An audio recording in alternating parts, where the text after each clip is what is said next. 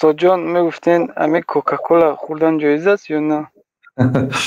الاصل فی الاطعمه الحل. اصلا طعام ها حلال است. آبم طعام حساب میشد الا من لم یطعمه فانه منی. الله تعالی در سوره بقره آب گفت کسی که از طعمش نچشد، یعنی کلمه طعام با آب اطلاق کرد. این در قرآن آمده است که آب الله تعالی طعام گفته باشد و در حدیث هم هست که پیامبر صلی الله علیه و سلم میگه زمزم شفاء سقم و طعام طعم. درباره زمزم گفتن که زمزم شفای بیمار و طعام گرسنه گفتن. زمزم اصلا نوشاکی هست لیکن طعام گفتن، طعام گرسنه گفتن. واقعا صفت سیرکنی دارد زمزم. خب آبم از جمله طعام ها هست. الاصل فی الاطعمه الحل. اصلا طعام ها حلال است. شراب هایم اصلا حلال است. مثلا این شربتی مندرین، این شربتی منگو، مثلا گفته همش علاهیده پرسیده خانه میرید. اصلا همه طعام ها و همه شراب ها حلال است.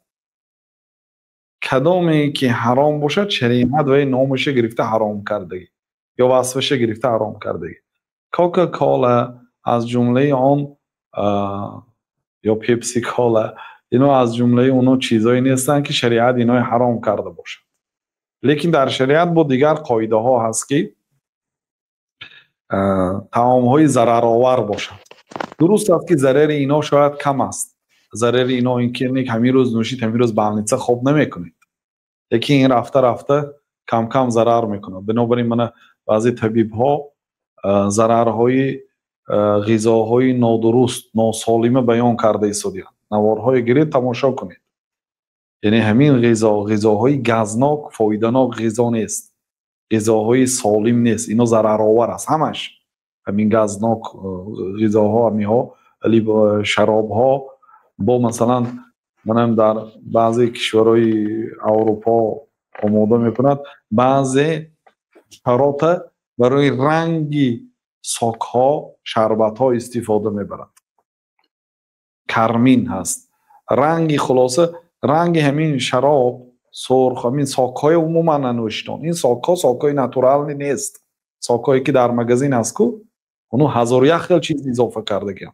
اگر جا ساک خورده نشوید یک ساک ویژی مالک خریده بیایید و میوه خریده اومده خودتون در خانه‌تون تیار کرده از اون اونایی نخورید.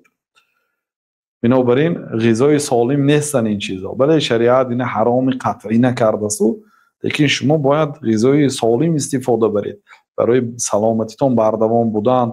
عضوهاتون طولانی خواهید که خدمت کند، شما غذاهای سالم استفاده برید.